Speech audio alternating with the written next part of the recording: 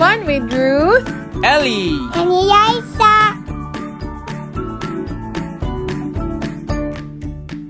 After our amazing time in Legoland, Malaysia, we are now headed to Singapore.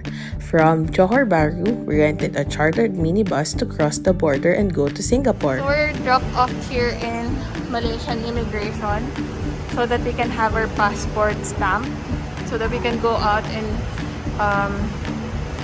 go to Singapore. We're done sa Malaysian immigration palabas and nag-stamp na. And naipagkwentuhan pa sa amin yung immigration officer.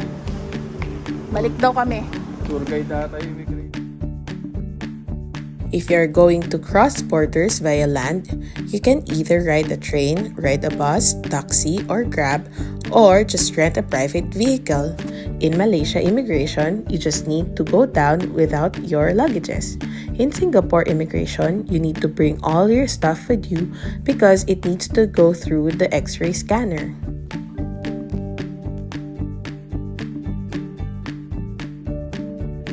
We are now in Singapore.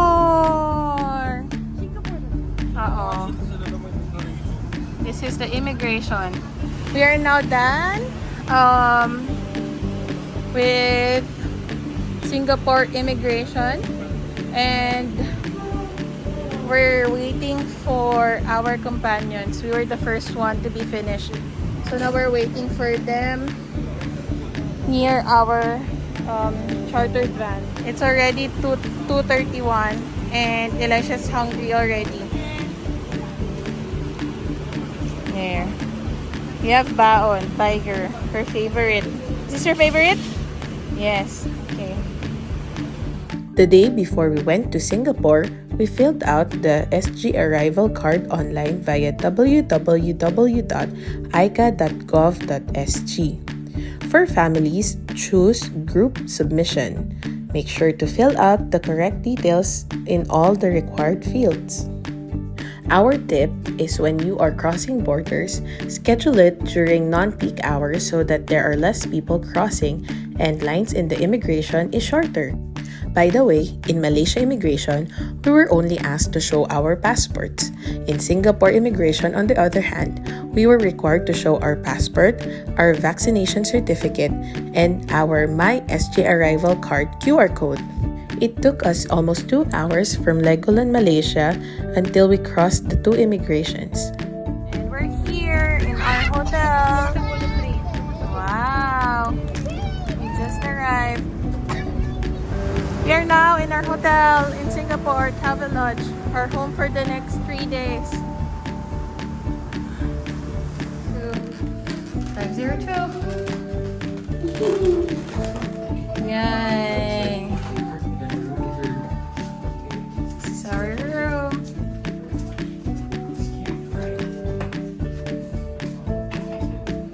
Yay!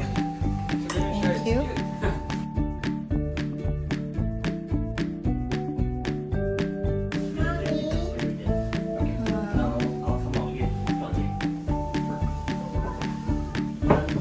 Yes, baby.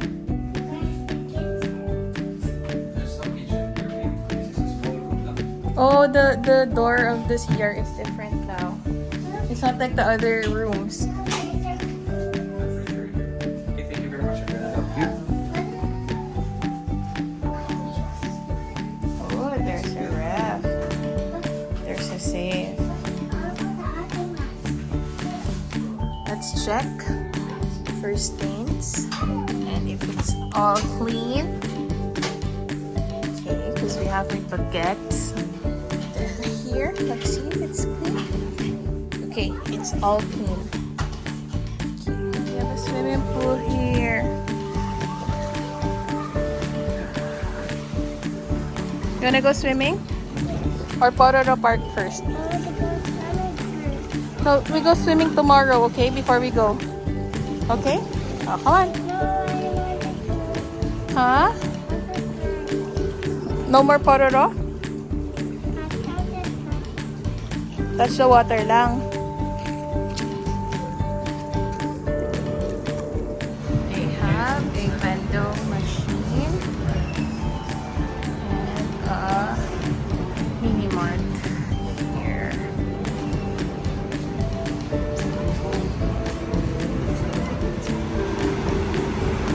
hotel, we're gonna cross to VivoCity to buy SIM card and also to have our money changed to Singaporean dollars.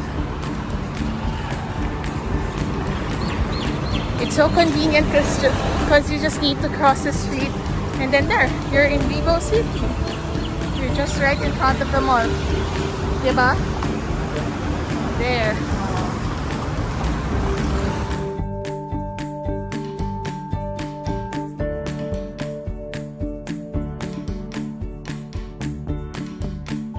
This is VivoCity. This mall is known as the largest retail, entertainment, and lifestyle destination because it houses more than 300 stores. It is also connected to Sentosa Express Monorail line and Harbourfront MRT station.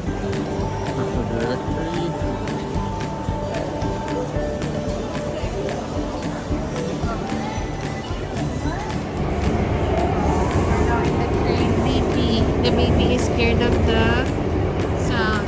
So we are from Harbourfront and we're going to Dolivan, and there we're gonna transfer to the red line. Going to Marina Bay. This is Outram Station.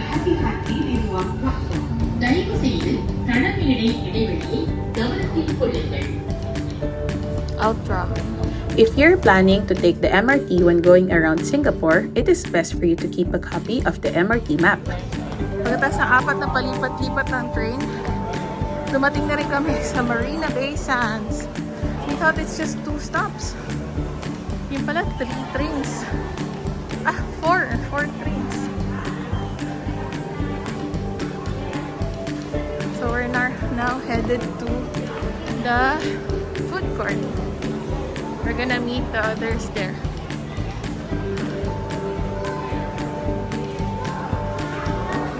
Are you tired? No? Oh, come on. We need to go fast. This is the food court in Marina Bay Sands. There. So we bought noodles for Eliza. Cooked wonton noodle.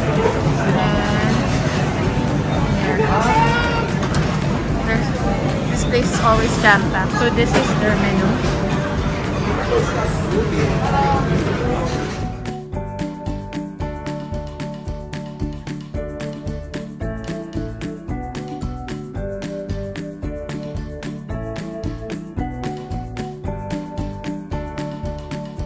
Beside the Rasapura Master Food Court is the Digital Light Canvas attraction. It is open from 11 a.m. to 9 p.m. When you walk outside Marina Bay Sands, you will see this one-of-a-kind Louis Vuitton shop. The shop is housed in a crystal pavilion and is known as the only floating Louis Vuitton boutique. This is the Helix Bridge. This is a bridge that connects Marina Center and Marina South. You will appreciate the beauty of the pedestrian bridge during nighttime. Wow, they have ice cream. So this is the price. It's $150. Yes.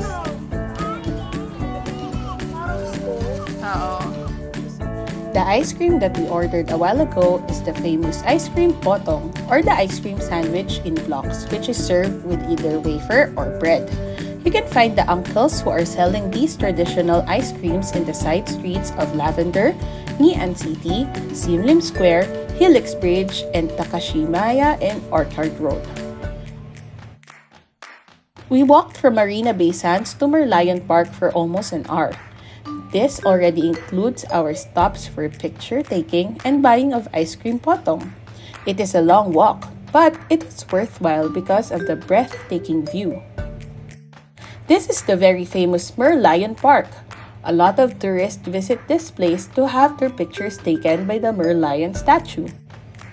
The Merlion is a mythical creature with the head of a lion and the body of a fish, and this is the representation of Singapore. The fish body signifies the history of Singapore when it was still a fishing village. The lion head, on the other hand, represents the country's original name, Singapura. which means Lion City. In our next videos, we will show you our other adventures in Singapore. Thank you for watching. Bye!